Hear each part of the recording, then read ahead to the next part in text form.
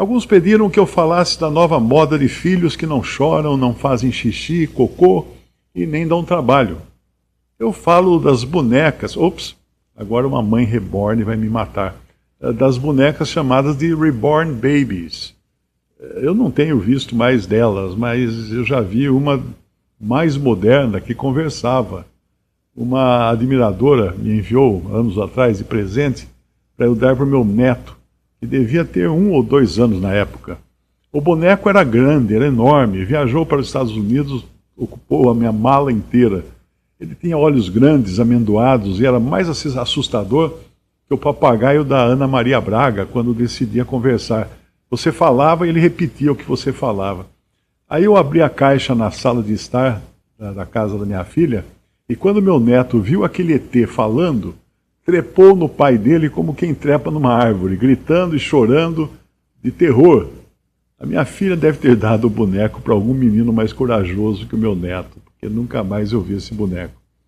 Quando eu era criança, não existiam tantos recursos quanto hoje, mas existiam aquelas bonecas que eram um cruzamento de boneca com bicho preguiça, que ficavam largadas na cama do casal sem fazer nada, porque, exceto pela cabeça, o corpo era cheio de algodão. Assustadoras, de um tremendo mau gosto, elas ficavam ali. Mas as minhas irmãs tinham bonecas, eu brincava de casinha com elas, mas não eram tão perfeitas como as de hoje.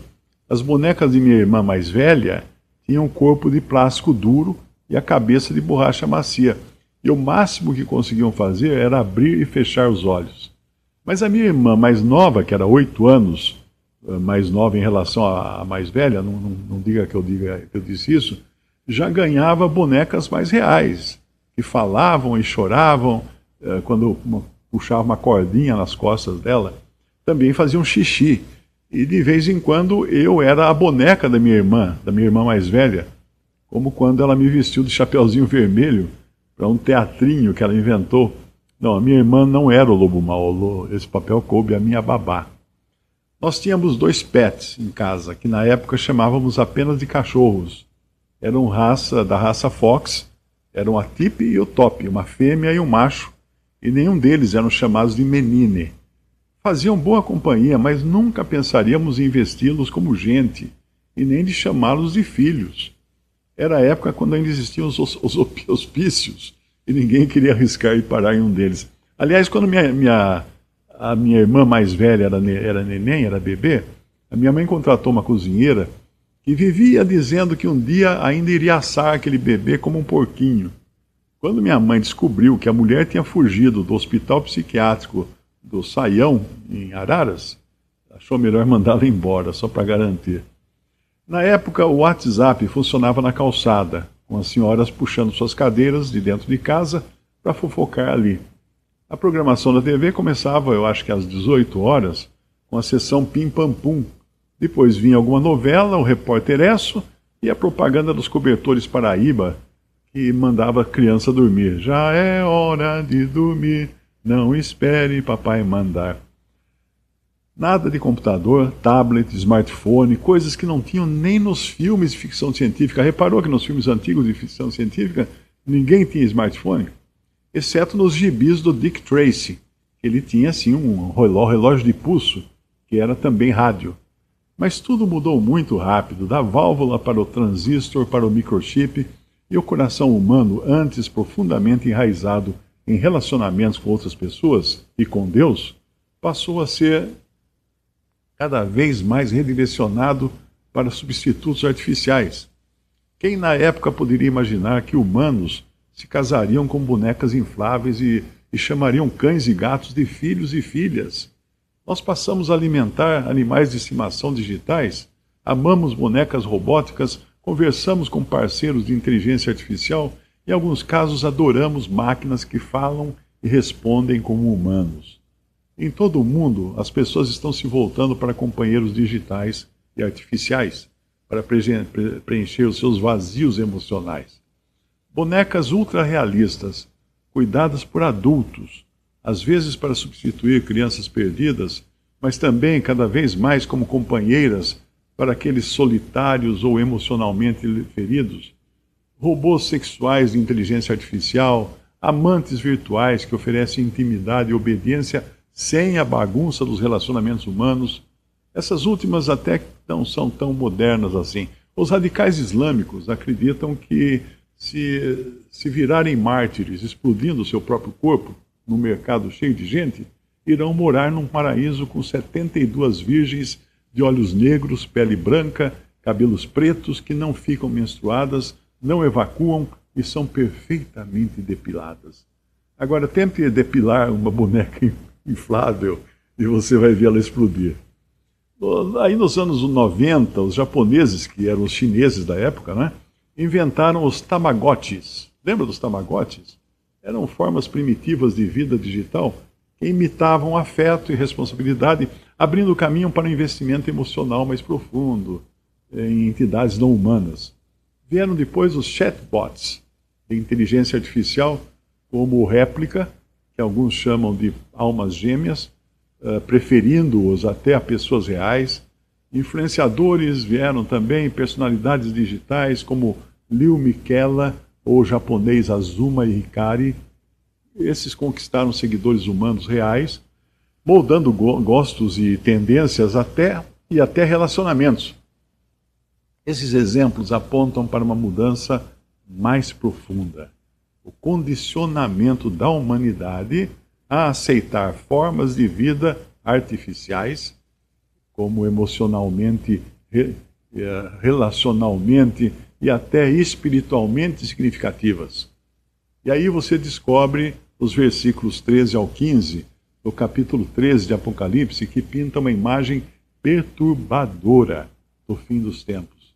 Ao se referir ao anticristo, ali diz: e faz grandes sinais, de maneira que até fogo faz descer do céu à terra, à vista dos homens, e engana os que habitam na terra com sinais que lhe foi permitido que fizesse, em presença da besta, dizendo aos que habitam na terra que fizesse uma imagem à besta, que recebera a ferida da espada e vivia. E foi-lhe concedido que desse espírito à imagem da besta, para que também a imagem da besta falasse, e fizesse que fossem mortos todos os que não adorassem a imagem da besta. Viu aí para onde caminha a humanidade? Se você acha que fazer uma imagem falar é difícil, é porque nunca usou as dezenas de aplicativos para computador e celular que transformam fotos em animações perfeitas, com voz e tudo. Essa imagem da besta que recebeu fôlego e voz torna-se um objeto de adoração e controle, ou se tornará, né, num futuro próximo.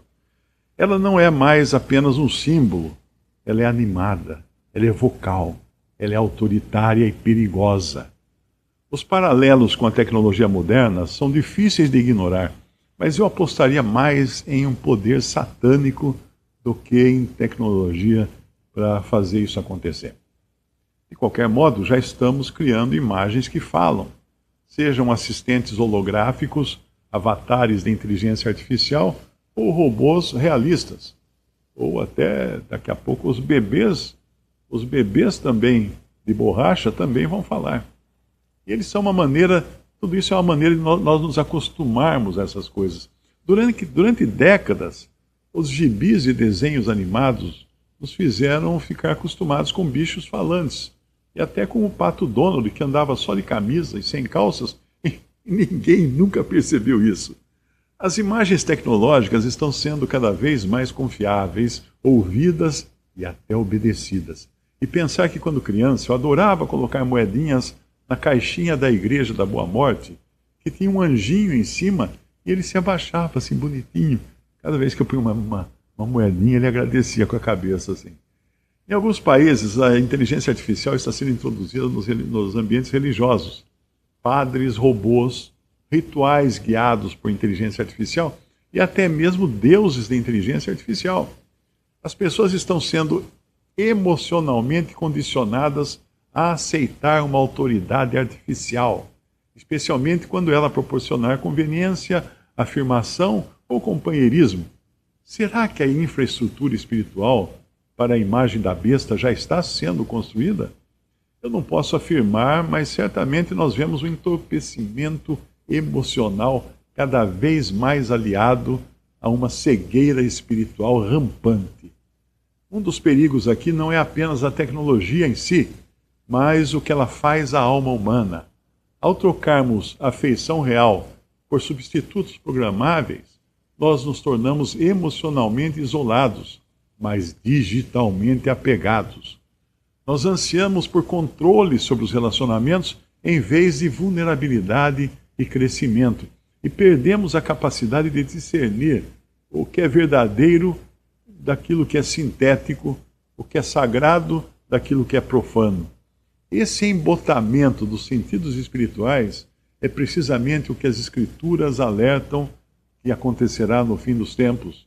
O engano não virá por meio de força bruta, mas por meio de sinais impressionantes, falsa intimidade e complacência espiritual. Ao falar dos que ficarem no mundo após o arrebatamento da igreja, após o arrebatamento, o apóstolo Paulo escreveu: "E então será revelado o iníquo, a quem o Senhor desfará pelo assopro da sua boca e aniquilará pelo esplendor da sua vinda. A esse cuja vinda é segundo a eficácia de Satanás, com todo o poder e sinais e prodígio e mentira, e com todo o engano da injustiça para os que perecem, porque não receberam o amor da verdade para se salvarem." É por isso que Deus lhes enviará a operação do erro, para que creiam a mentira, para que sejam julgados todos os que não creram a verdade, antes tiveram prazer na iniquidade. Isso está na segunda carta de Paulo aos Tessalonicenses, capítulo 2, versículos 8 ao 12. Esta mensagem não é um chamado para temer toda a tecnologia, mas um chamado ao discernimento espiritual. Assim como os cristãos do primeiro século tiveram que discernir ídolos falsos em pedra e ouro, agora nós precisamos discernir ídolos feitos de código, silicone e circuitos e bebês falsos. À medida que as companhias artificiais se tornam mais sofisticadas e as necessidades emocionais são cada vez mais insatisfeitas na comunidade humana, o mundo pode estar sendo preparado psicológica e espiritualmente para abraçar algo como a imagem da besta. Um símbolo vivo e falante de poder que exige lealdade, impõe obediência e pune a dissidência. Ainda não se sabe se a inteligência artificial e a robótica cumprirão diretamente as profecias, mas uma coisa elas estão preparando os corações e as mentes para um mundo em que o engano parece conforto e a idolatria parece progresso.